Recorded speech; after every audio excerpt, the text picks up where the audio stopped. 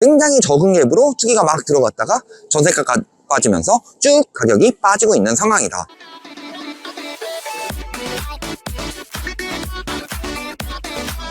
자, 저번에 불당 신도시 올렸더니 불당만 보지 말고 천안 나머지 부분을 좀 봐달라. 그래서요, 천안 나머지 부분도 분명히 의미가 있습니다. 불당과는 다르게 나머지 천안 지역은요, 갭이 작기 때문에 갭 투기하기 좋다. 부동산은 무조건 우상향이기 때문에 지방에 뭐라도 사가지고 적은 갭으로 여러 채 갭 투기 들어가서 당신은 부자 될 수 있다. 그걸로 실거주 내 집 마련 할 수 있다. 그래서 갭 투기가 많이 들어간 지역들이 있어요.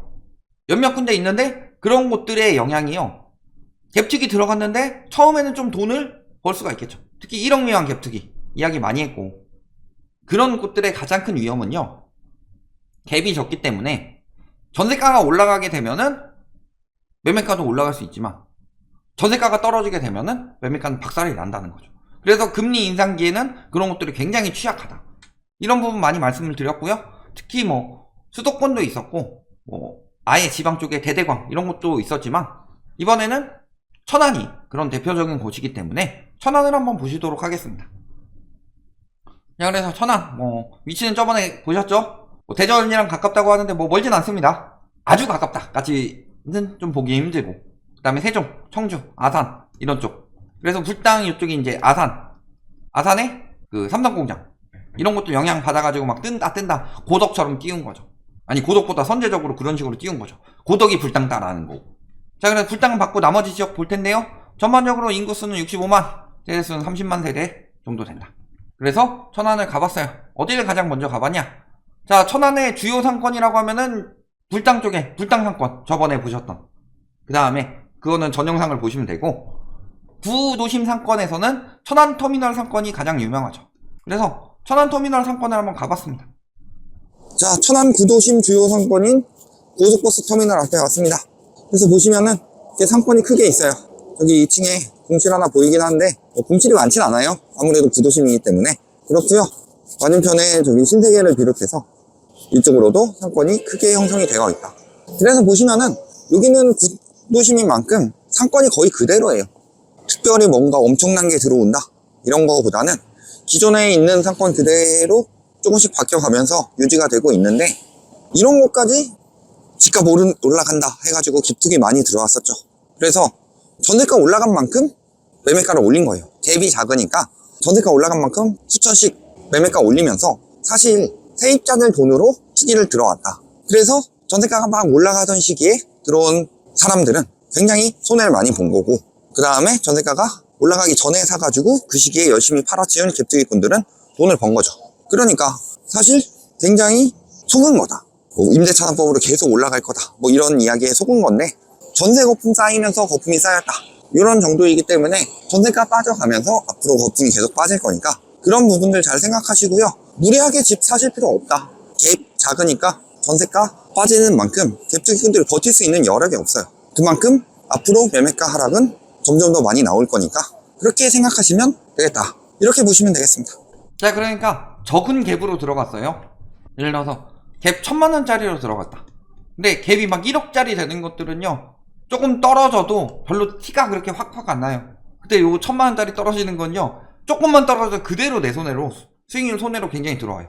여기 똑같이 여긴 1000만원 떨어지고 500만원 떨어져요? 그럼 여기는 1000만원 떨어졌는데 수익률은 마이너스 10%인데 이쪽은 500만원만 떨어져서 수익률이 마이너스 50%예요. 그러니까 이렇게 적은 갭으로 들어간 곳들이 굉장히 위기가 많이 터질 수 있다는 거죠. 천안이 대부분 그런 식으로 흘러 들어갔다. 그래서 요 인근도 보시면 어때요? 전세가율이 굉장히 높죠. 보면은 전세가 올라가는 대로 매매가 그대로 올라가다가 조금 더 빨리 올라갔죠. 더 많이 올라갈 거라고 생각해서 또 얹어주고 산 사람들도 있으니까. 그러다가 전세가 빠지니까 매매가 그대로 빠지고 있죠. 여기는 전세가율이 좀 큰 편인데 똑같이 흘러가고 있죠. 다만 전세가 빠졌는데 여기는 매매가가 조금 호가로 버티고 있으니까 그나마 안 빠지는 거죠. 그나마 좀 벌어진 거지, 전세가 빠진 만큼 추세는 완전히 바뀐 거죠. 그래서 보시면은 쭉쭉 빠지고 있습니다. 그 다음에 한 군데 더 가봤습니다. 천안역. 이쪽에도 상권이 어느 정도 형성이 되어 있죠. 천안역 같은 경우가 뭐 천안 아산역은 KTX 들어오고 뭐 그렇지만 천안역 같은 경우는 그래도 서울이랑 연결이 되고 그렇기 때문에 이쪽에 시장도 있고요. 이쪽에 보면은 약간의 신축 아파트들 이런 것들도 들어오고 있다. 그래서 여기도 한번 지역을 한번 가봤습니다. 자, 이번에는 천안역 앞에 왔습니다. 그래서 보시면은 굉장히 좀 오래된 상가들이죠. 그래서 보시면요, 요 근처가 다 이래요. 다 대부분 이제 오래된 상가들. 이런 상황이고, 저 아래쪽에 이제 지하상가가 있고요. 저쪽으로 쭉 가시면 이제 역전 시장 이런 것들이 나온다. 그래서 보면은 좀 굉장히 길도 좁고 답답해요. 이쪽 좀 사거리 쪽으로 나와 보더라도 뭐 2차선, 1차선 이런 느낌이라서 굉장히 조금 좁고 답답한 느낌이고요. 여기에서 나오는 것도 사실 상가 건물 사이에 쌓여서 쉽지가 않다. 그런데 여기 마찬가지로요, 이런 곳에서도 저렇게 신축들이 지어지고 있죠. 아파트나 오피스텔, 주상복합 이런 곳들이 지어지고 있는데, 저 맞은편에도 마찬가지고, 이런 곳들이 한 3억 하던 게 분양권에서 거래가 막 가격이 올라가면서 한 5억대까지 튀고, 그 다음에 인근 구축들도 한 2억 중반 하던 게 한 3억대까지 올라가는데, 전반적으로 갭투기 분양권 투기 수요들이 들어왔던 거죠. 그런 것들이 이제 6위까지 들어온 이유가 뭐겠어요? 수도권이 너무 거품이 많이 껴서 갭도 크고 못 사니까 경기도에서 벗어나서 충남, 충북 이런 쪽으로 대도시까지 들어온 건데, 사실 그러니까 급격히 꼈다가 급격히 빠지고 있고요. 거의 다 빠졌는데 아직은 조금 남아있다, 요 근처도. 그래서 한 3억 중반 하던 게 5억대까지 튀었다가 한 4억 초반까지 떨어졌으면 앞으로 몇 천 더 떨어지면 되는 거죠. 그러니까 급격히 낀 데는 그렇게 멀리 오래 기다리실 필요 없으니까 그런 것들 잘 고려하셔서 생각하셔라. 이게 지금 다 분위기가 굉장히 오래된 이런 분위기다, 이렇게 보시면 되겠습니다. 자, 보시면 보이는 게 굉장히 상권이 노후화되었고, 물론 따라서 뭐 상가 가격 거품이 심하다 이런 부분은 좀 덜하고, 임대료가 심하다 이런 부분은 좀 덜하겠지만, 일단은 길이 좁습니다. 저기 아파트 같은 거 들어오기도 힘들겠죠. 그리고 역 자체를 아예 상권이 둘러쌀 정도로, 보시면은 아예 한쪽은 저쪽이고 반대쪽 같은 경우는 아예 그냥 거의 텅텅 빈 수준이에요. 그러면서 요 상권을 좀 벗어나서 이제 아파트들 이런 곳들이 있는데, 이런 곳들까지도 똑같이 거품이 낀 거더라. 천안도 전반적으로 갭투기가 들어왔으니까. 그래서 보시면 요런 데는 전세가 계속 떨어지죠. 떨어질 때 들어왔는데도 가격을 올리다가 도저히 안 되니까 뚝쭉 빠지는 거예요. 그러니까 3억대 하던 게 한 4억대까지 올라갔죠. 아직은 조금 더 떨어져야 되죠. 전세가 떨어지는 만큼 쭉쭉 빠지고 있고, 여기도 전세가 어느 정도 버틸 때는 호가 버티고 유지하다가 빠지니까 급격히 빠지는 거죠. 다 이런 형국이에요. 천안 같은 경우는, 예를 들어 서울 같은 경우는요, 전세가가 낮더라도 매매가가 높을 수도 있죠. 상황에 따라서 수요가 엄청나게 들어올 수도 있고 나갈 수도 있고. 그런데 천안 같은 경우는 실수요가 어느 정도 딱 정해져 있어요. 여기서 외지인 갭투기들이 쭉쭉 들어와가지고 전세가 올라가는 타이밍 맞춰가지고 가격만 띄워놓은 건데, 전세가 거품은 임대차법 때문이 아니라 저금리 때문이라고 그랬죠. 그래서 금리가 올라가게 되면 전세가 거품은 당연히 빠질 수밖에 없고, 오히려 임대차 3법 끝난 매물들이 굉장히 고가로 거래가 됐었는데, 그게 매물로 나오면서 매물이 과잉되니까 전세가가 떨어질 것이다, 예측 그대로 흘러가고 있고, 이거는 전반적으로 똑같이 나오고 있는 거죠. 그런 상황에서 이제는 빠질 일밖에 없어요. 정부에서 정책으로 금리를 억지로 누르더라도 전세대출 금리가 앞으로 당분간 떨어지겠어요? 그 다음 첫 번째는 그거고, 두 번째는 전세 가격이 올라간 이유는요, 오로지 대출 유동성 때문이에요. 그러니까 저금리 때 확 튄 건데, 금리 올라간 만큼 전세가가 떨어지진 않았어요. 그러니까 금리가 좀 떨어지더라도 앞으로 전세가 떨어질 여력은 충분히 있다는 거죠. 이런 부분까지 보시면은 지방 갭특이 들어간 곳들이 얼마나 위험해지는지가 보인다. 자, 그 다음에 가장 많이 들어간 곳, 여기가 동남구 신방로, 요 중에서 초원 그린타운 아파트. 요 아파트가 천안에서 갭투기가 제일 많이 들어간 아파트래요. 그래서 안 가볼 수가 없죠. 안 가볼 수가 없으니 가봤습니다. 자, 이번에는 천안에서 외지인 갭투기 수요들이 가장 많이 들어왔다는 아파트인 초원 그린타운 아파트 앞에 왔습니다. 그래서 보시면요, 굉장히 대단지예요. 굉장히 넓게 형성이 되어 있고, 다만 평형대는 굉장히 좁아요. 16평이 주로인데, 여기가 갭이 굉장히 작아서 외지인들이 우르르 몰려와서 갭투기를 들어왔다. 여기까지 갭투기가 들어온 이유는 간단하죠.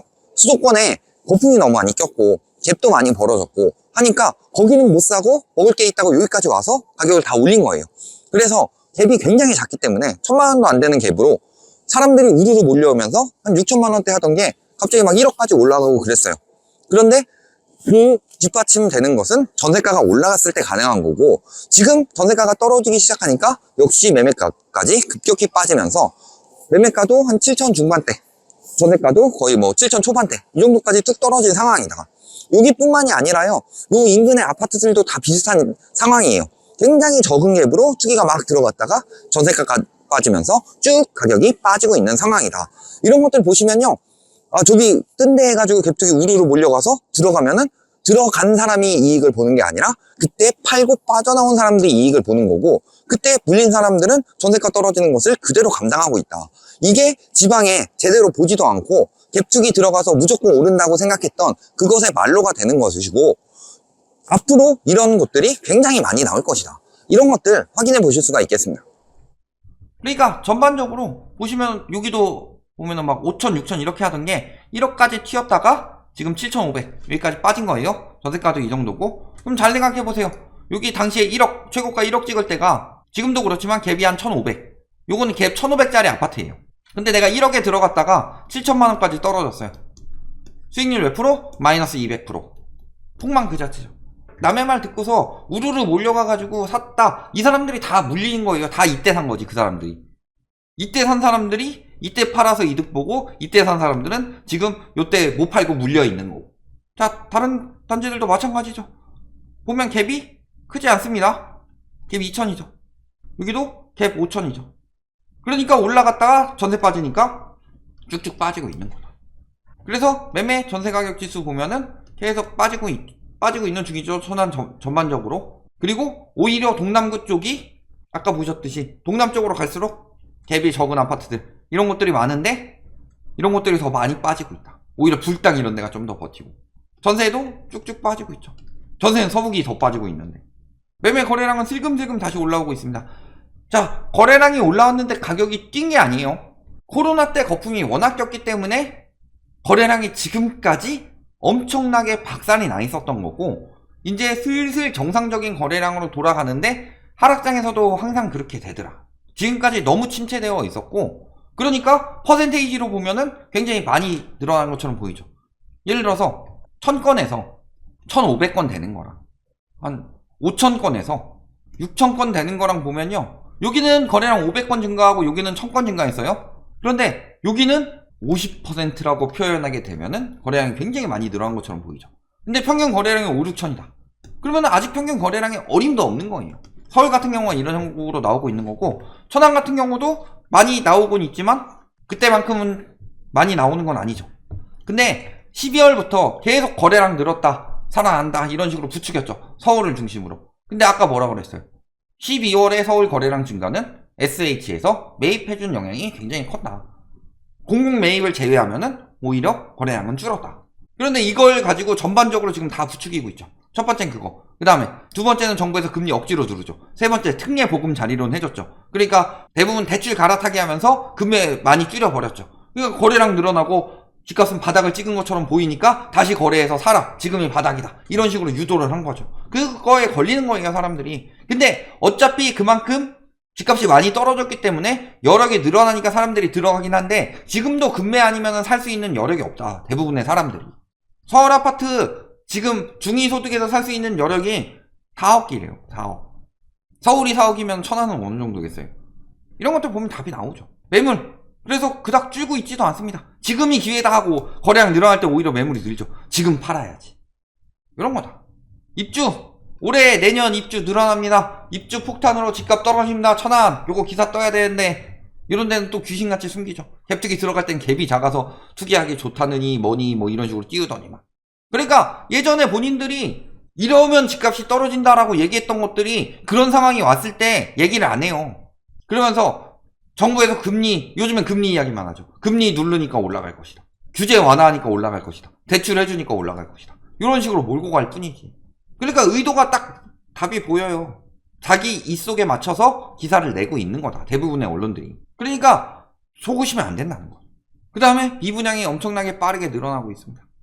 조금 이제 끝났다 해가지고 조금 소진이 되긴 했는데 그래도 많이 소진되진 않았고 아직도 많이 남아있죠. 어떡할 거예요, 이런 부분들. 근데 또 공급 폭탄이 또 들어온답니다. 요거 보면요, 악재가 겹치고 있다. 그런데 다시 이제 세제 혜택 되고 규제 완화되고 그래서 갭투기 다시 들어가자 해서 천안 서북구 뭐 이런 데 또 들어가고 있는 건데 많이 받아주세요. 밥을 먹었으면 설거지는 본인이 해야 되는 게 맞는 건데 남이 밥 먹어준 거 설거지 해주고 싶은 분들이 그렇게 많다면 그렇게 해주시면 됩니다. 나는 밥 얻어 먹으러 갔는데 가보니까 밥은 없고 설거지거리만 잔뜩 있더라. 그 사람들이 설거지 부대라고 이야기를 듣는 거죠. 지금 천안의 갭투기, 다시 늘어난 갭투기 다 그런 상황이다. 아니면 근데 저런 데는 뭐 주전세 받을 상황도 아니고 그러니까 또 그렇게 물리고 있는 거야. 맨날 그렇게 물리는데 또 속고 또 속고 또 속아도 정신을 못 차리더라. 이렇게 보시면 되겠습니다.